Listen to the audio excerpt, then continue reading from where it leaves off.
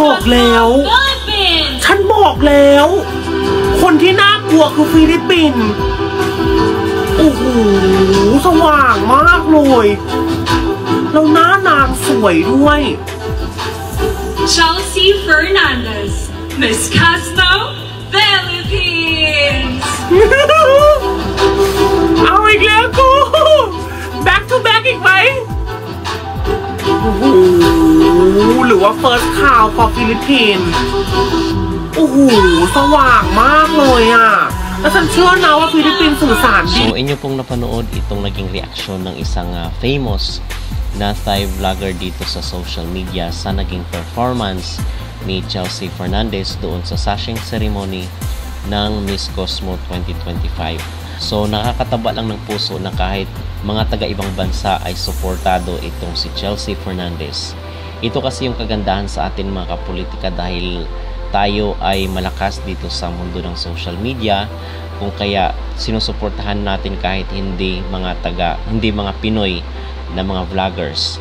So as long as makita natin yung mukha ng ating mga pambato na fini-feature sa ibang bansa, ay talagang panunuorin natin kasi hindi rin yan sila gaganahan na mag-feature, hindi rin yan sila gaganahan na mag-vlog or mag-content ng ating mga candidate pag walang nanonood sa kanila.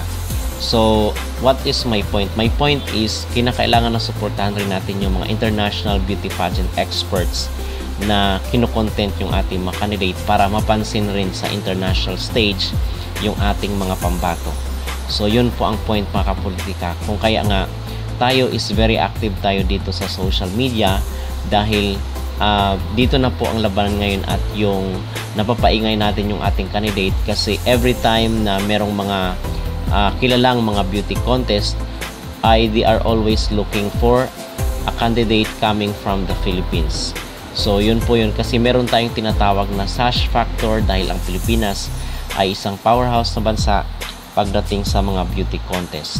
So kahit mga Thai at even nga daw mga Vietnamese is gumagastos na para bumoto at suportahan itong si Chelsea Fernandez. I am a Vietnamese and I would like to say that there is a massive pool of Viet people who are absolutely in love with Chelsea, and we have already voted for Chelsea and hope that she will win the crown. So I really hope that Filipino also support Chelsea in this journey of her pageantry era as well. So nakita ko lang itong post sa social media na sabi ay isa daw siyang Vietnamese at nakasupport daw siya dito kay Chelsea Fernandez. So hindi ko lang alam mga kapolitika kung ito ay legit ba or binubura lang ang mga Pilipino para kunwari kahit mga Vietnamese ay suportado si Chelsea para pumoto ulit tayo. So ang mga Pilipino ngayon is naghahanap na ng tinatawag na resibo. So hindi na tayo nadala sa mga ganito dahil ang gusto ng mga Pilipino ay talagang ipapanalo daw ng Miss Cosmo itong si Chelsea bago tayo maniwala, katulad dito sa Miss Grand International. So yun po, dahil ilang beses na tayong nabudol dito sa mga pabotohan nila. And then most especially na may bayad, merong free actually pero maliit lang kasi yung value pag free. Yung kasi yung may bayad is parang times 2 times 3 parang ganun yung sistema dito sa Miss Cosmo na pabotohan yung mga paandar nila. So ang sinasabi ko lagi is mag-observe po muna tayo. Huwag po muna tayong maglabas ng sandamakmak na salapi kasi again and again sinasabi ko na kung gusto talaga, kung para talaga kay Chelsea yung corona, whether bumoto tayo or hindi ay talagang mananalo at mananalo siya. Okay, so nangyari na ito doon kay CJ Opiasa nung time na ayaw pa natin dito kay Nawat, pero tingnan nyo naman naging first runner-up si CJ, and then later on is napasa kanya ang corona ng Miss Grand International at in fact ay wala tayong ginastos doon, wala tayong ibinuhos na sandamukal na salapi para manalo si CJ Opiasa. So ganun po yun ang point kasi itong mga candidate natin is ginagamit din yan sila, sinusulsulan din yan sila ng organization na dapat kumbinsihin nyo yung mga kabayan nyo na bumoto kasi kapirahan yan ng kita din yan ng Miss Cosmo. Ganun po yun mga kapulihan, kaya naglalabas sila ng mga video itong si Chelsea Fernandez kasi meron namang ibang way na to support Chelsea, hindi lang sa butuhan, pwede namang moral support, pwede namang gumawa tayo ng mga relevant na mga content para sa kanya. Okay? So yun ang aking masasabi at yun ang aking mag-reaction mga kapolitika. At ang ating update ngayong araw ay day 6 na dito sa Miss Cosmo, ay magkakaroon po sila ng fashion show. So kahapon is rehearsal lang po pala yung ginawa nila, at the other day is rehearsal din yun, and then ngayon yung talagang formal na fashion show ng mga delegates. So abangan natin ang umaatikabong at pasabog na maging performance ni Chelsea Fernandez. Okay? So yun mga kapolitika ang ating update. Ano po ang inyong masasabi dito sa naging reaksyon ng Thai na kahit sila ay nagagandahan dito sa ating candidate na si Chelsea Fernandez? Mag-comment down below at huwag kalimutang mag-like at mag-subscribe na rin kayo para updated kayo sa ating mga latest issue.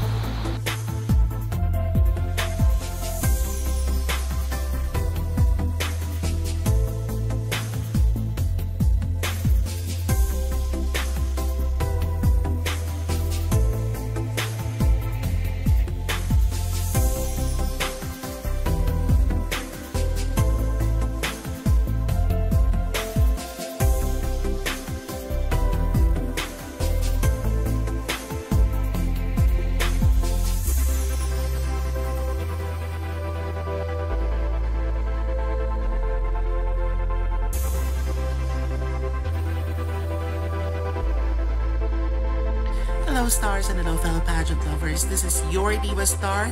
Ang tanong ng pageant Filipino community, maire-rest back or maibabawi kaya tayo ni Chelsea Fernandez from last year's results of Miss Cosmo International 2024? Pag-usapan natin yan. Earlier tonight was the official sashing ceremony of Miss Cosmo 2025, at syempre, hindi nagpahuli ang ating pambato si Chelsea Fernandez. I just love this ensemble. This queen, si Chelsea, I always call her the well-loved queen kasi she's always so nice, always so authentic and genuine whenever she engages with her fans, with the supporters, with pageant friends, and that's the thing I love about her. She has a very nice personality. And I think these qualities would really help her, aside from his beautiful face, beautiful figure, beautiful heart, lahat na, di ba?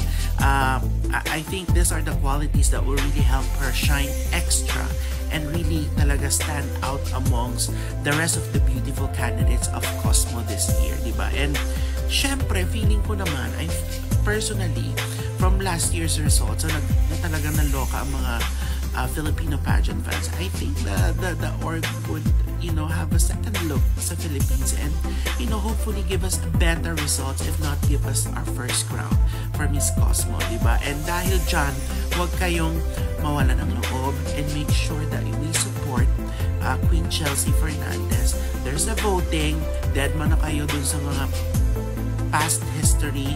Let's move forward because malakas ang pambato natin. She has a very good chance.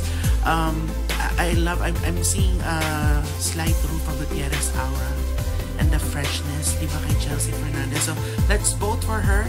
I mean sa Miss Cosmo, and support tayo dahil ilan lang ba silang queens na laban, di ba, before the year ends, and one of the big ones is Miss Cosmo 2025 in Vietnam. So we wish you the best of luck, and I heard that the Vietnamese pageant fans really love Chelsea Fernandez as well. So good job ka dyan, Queen, and we are supporting you, and we just can't wait for you to bring home the crown. Yun lang. Cheers!